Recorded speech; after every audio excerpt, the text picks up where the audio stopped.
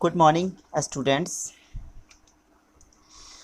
आज आपके लिए यह फर्स्ट वीडियो है जिसे मैंने बनाया है सिर्फ आपके लिए और उन बच्चों के लिए जो अपना क्लास मिस कर देते हैं, वो जूम क्लास पे नहीं आ पाते हैं किसी न किसी वजह से।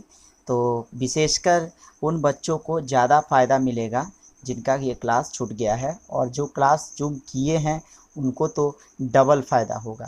तो उम्मीद करता हूँ कि जो मैं ये वीडियो आपके ग्रुप में डालने जा रहा हूँ, तो इस वीडियो को आप अच्छे तरीके से देखेंगे, इसको ऑब्ज़र्व करेंगे, है ना। और जो भी इससे अगर कोई परेशानी होगी, अगर आपको समझ में नहीं आए, इससे संबंधित कोई क्वेश्चंस आपके मन में अगर आता हो, तो आप लोग इस ग्रुप में क्वेश्चन को आप लिखेंगे, मुझसे पूछ सकते हैं, मुझसे कॉल भी कर सकते हैं, या फिर आप इसमें मैसेज भी कर सकते हैं। तो आइए हम शुरू करते हैं आज का चैप्टर, जो आपके इंग्लिश रीडर का जो फर्स्ट चैप्टर है, और फर्स्ट चैप्टर का नाम है थैंक यू गॉड, है ना। तो थैंक यू गॉड, जैसा कि आप लोग सभी जानते हैं कि थैंक्स मतलब धन्यवाद होता है ना। तो थैंक यू गॉड यानी कि धन्यवाद भगवान आपको, है ना। तो ये हम लोग इस चैप्टर में ये पढ़ेंगे, इस पोयम में, यह एक पोयम है, ठीक है। तो इस पोयम में हम लोग ये पढ़ेंगे कि भगवान ने हमें बहुत कुछ दिया, है ना। भगवान ने हमारे लिए बहुत सारी चीज़ों को बनाई, यह धरती बनाई, और इस धरती पे हमारे लिए बहुत सारे चीज़ों को दिया जिससे हम अपना जीवन यापन करते हैं। तो आइए इस पोयम में हम लोग पढ़ते हैं कि बच्चे कैसे प्रे करते हैं अपने भगवान का। जैसा कि आप लोग देख भी रहे हैं आपके फर्स्ट चैप्टर में, जैसे बच्चों का पिक्चर दिया हुआ है, 2 बच्चे प्रे कर रहे हैं भगवान का। तो ये देखिए कि क्या प्रे करते हैं। Thank you God for the world so sweet, है ना। तो पोएम का जो फर्स्ट लाइन है, thank you God for the world so sweet.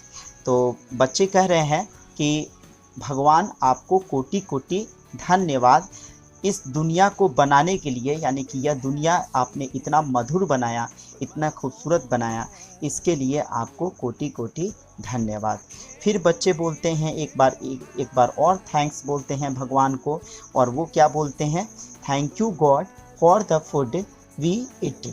तो भगवान आपको धन्यवाद, इस चीज़ के लिए धन्यवाद कि आपने इतना अच्छा मतलब हम लोगों के खाने पीने के लिए चीज़ें बनाई। जैसा कि आप देखते हैं कि भगवान ने वैसे तो खाने पीने की चीज़ें आपके घर में आपकी माँ बनाती होंगी, लेकिन यहाँ पे खाने पीने की चीज़ें बनाती ज़रूर माँ होंगी, लेकिन आखिर जो चीज़ आता है, उसका जो रॉ मटेरियल जो होता है, वो तो भगवान ही बनाता है, भगवान ने ही बनाया है। जैसे कि अगर हम लोग को आम है, आम खाना है, तो आम तो हम लोग अपने किचन में पैदा नहीं करते, तो आम हम पेड़ से तोड़ के लाते हैं। तो फिर वो आम को किसने बनाया, सेब को किसने बनाया, केला को किसने बनाया, ये सारे चीज़ों का जो हम एंजॉय करते हैं अलग अलग मौसम में, तो इसके लिए हमें भगवान को ज़रूर ही धन्यवाद देना चाहिए।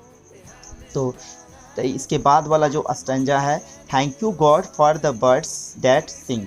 तो भगवान आपको एक बार फिर से धन्यवाद कि आपने इस दुनिया में चिड़ियों को बनाया, यानी कि पंछियों को बनाया, जो हमारे लिए इतना अच्छा अच्छा गीत गाते हैं, इतनी मधुर संगीत सुनाते हैं, इसके लिए भी आपको बहुत बहुत धन्यवाद। एक बार फिर से बच्चे बोलते हैं, thank you God for each and every thing. मतलब भगवान आपको धन्यवाद उन सारे चीज़ों के लिए, बहुत सारे चीज़ें आपने बनाई, तो उन सारे चीज़ों के लिए धन्यवाद, प्रत्येक चीज़ों के लिए धन्यवाद जो आपने इस दुनिया में बनाई।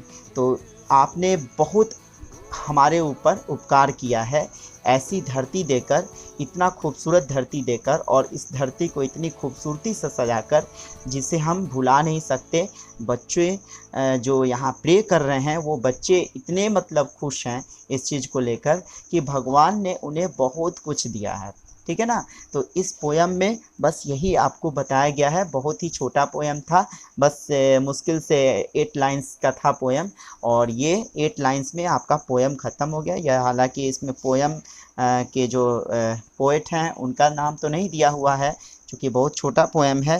तो आइए हम लोग इसके बाद इसके एक्सरसाइजेस को देखते हैं कि क्या एक्सरसाइजेस दिया हुआ है।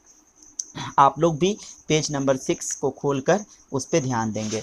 तो पेज नंबर 6 में सबसे ऊपर में आप देख पा रहे होंगे कि न्यू वर्ड्स दिया हुआ है। न्यू वर्ड्स मतलब होता है कि नए शब्द। अब ऐसे वर्ड हैं जो आपको याद करना चाहिए, ठीक है ना। इस पोएम को समझने के लिए कुछ ऐसे डिफ़िकल्ट वर्ड्स यहाँ पे पहले से ही सिलेक्टेड हैं, वो दिया गया है। इसको आप लोग क्या कीजिएगा कि अपने नोटबुक में इसको उतार लीजिएगा, ठीक है ना। ये दाहिने साइड में जो दिया हुआ है इसका मीनिंग इंग्लिश टू इंग्लिश दिया है। चाहे तो आप उतार भी सकते हैं और नहीं उतारना चाहें तो मैं आपको इसका हिंदी वाला भी मीनिंग बता दे रहा हूँ, आप चाहे तो वो भी उतार सकते हैं। जैसे फर्स्ट में लिखा हुआ है थैंक, तो थैंक मतलब होता है धन्यवाद, ठीक है ना, धन्यवाद देना। तो आप इसका मीनिंग जो लिखिएगा थैंक मतलब धन्यवाद। इसके बाद है स्वीट, तो स्वीट मतलब होता है मधुर, ठीक है। तो आप इसके लिए ये इसका जो मीनिंग लिखिएगा वो मधुर लिखिएगा। बर्ड्स तो सभी जानते हैं, बर्ड्स मतलब चिड़िया होता है। और एवरीथिंग, एवरीथिंग मतलब होता है सब कुछ, ठीक है। और गॉड, गॉड भी सभी लोग जानते हैं, गॉड मतलब होता है भगवान। और फूड मतलब भी सब लोग जानते होंगे, भोजन होता है। और ईच मतलब होता है प्रत्येक, ठीक है। तो ये वर्ड मीनिंग्स बहुत ज़्यादा नहीं है, इन वर्ड मीनिंग्स को आप अपने इंग्लिश के नोटबुक में लिख लीजिएगा और इसको मेमोराइज़ कर लीजिएगा। अब आइए हम लोग एक्सरसाइज की तरफ बढ़ते हैं कि इसमें एक्सरसाइज क्या दिया हुआ है।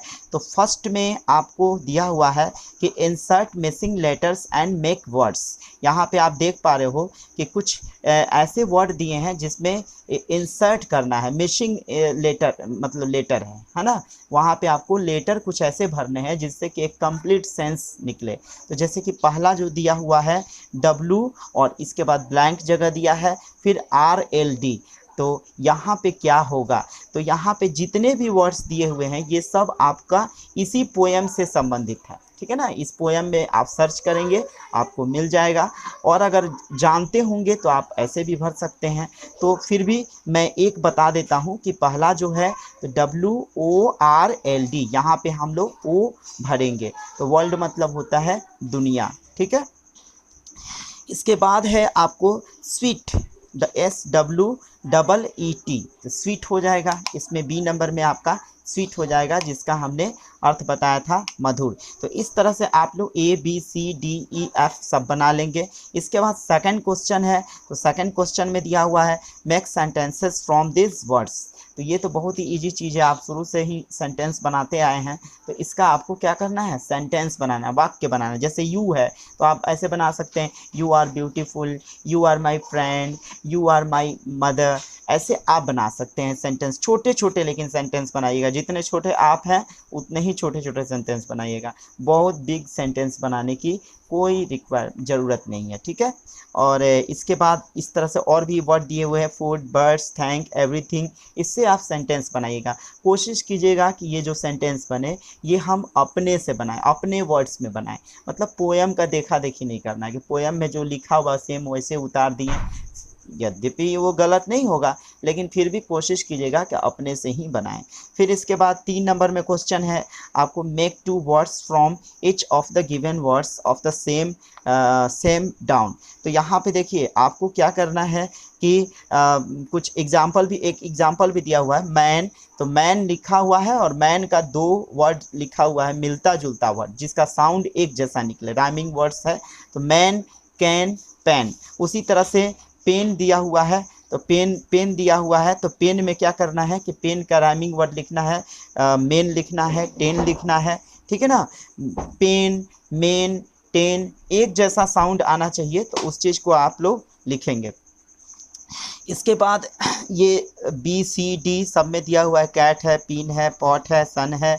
इसको आप लोग खुद अपने से इसे बनाएंगे। और इसके बाद लास्ट क्वेश्चन है, 4 नंबर क्वेश्चन है आंसर दिस क्वेश्चंस। तो आंसर दिस क्वेश्चंस में जो फर्स्ट क्वेश्चन जो है हाउ इज़ द वर्ल्ड, है ना, पूछा जा रहा क्वेश्चन है कि हाउ इज़ द वर्ल्ड, यानी कि दुनिया कैसी है, तब आप लिखिएगा कि the world is so sweet, the world is very sweet, ये भी लिख सकते हैं, the world is very sweet. तो इसका आंसर ये हो जाएगा, how is the world, the world is so sweet या the world is very sweet.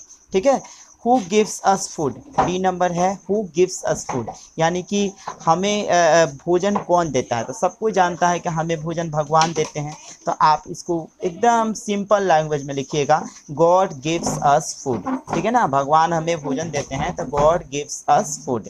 इसके बाद है व्हाट डू बर्ड्स डू, तो चिड़िया हमारे लिए क्या करते हैं, तो चिड़िया हमारे लिए गीत गाते हैं, है ना, तो बर्ड्स सिंग्स, है ना, बर्ड्स सिंग, बर्ड्स सिंग, केवल इतना ही लिखना है। Who has made each and everything, last question है who has made each and everything, मतलब सब कुछ क्या, who has made each and everything, प्रत्येक चीज़ों को किसने बनाया। ठीक है ना, प्रत्येक चीज़ों को किसने बनाया, तो सभी लोग जानते हैं कि प्रत्येक चीज़ों को किसने बनाया, तो God has made each and everything, God has made each and everything. इसका आंसर आप यही देंगे।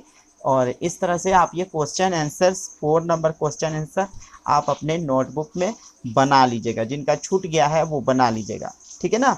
वैसे इसमें देखिए 1 number question and 3 number question, ये 2 क्वेश्चन आप चाहें तो आप अपने बुक में बना सकते हैं, और 2 number question and 4 number question ये दोनों ही आपको नोटबुक में बनाने होंगे। ओके, तो उम्मीद करता हूँ कि आप सभी को ये चैप्टर समझ में आ गया होगा, और साथ ही साथ मैं ये भी कहूँगा कि आप अपने नोटबुक में इस पोएम को भी बहुत ही ब्यूटीफुली तरीके से आप लोग इस पोएम को लिखिएगा। कॉपी में जो भी लिखिएगा पोएम वो एकदम क्लीन राइटिंग में, अच्छे राइटिंग में, ब्यूटीफुल राइटिंग में आपको लिखना होगा। ठीक है ना, तो पोएम को भी लिख लीजिएगा और पोएम को याद भी रखिएगा, क्योंकि ये अक्सर आता है परीक्षा में। ठीक है, ठीक है। तो बच्चों, तो अब मैं इस क्लास को यहीं पे ऑफ करता हूँ, और आप ज़रूर इस वीडियो को देखिएगा और देखकर अपने आप को क्या कहते हैं, डेवलप कीजिएगा। डेवलप करने का मतलब कि जिसका क्लास छूट गया है वो बच्चे इस वीडियो को देखकर इसका फ़ायदा उठा सकते हैं, लाभ उठा सकते हैं। ठीक है ना बच्चों, तो ठीक है, तो मैं अब इस वीडियो को यहीं पे बंद करता हूँ। That's all, thank you.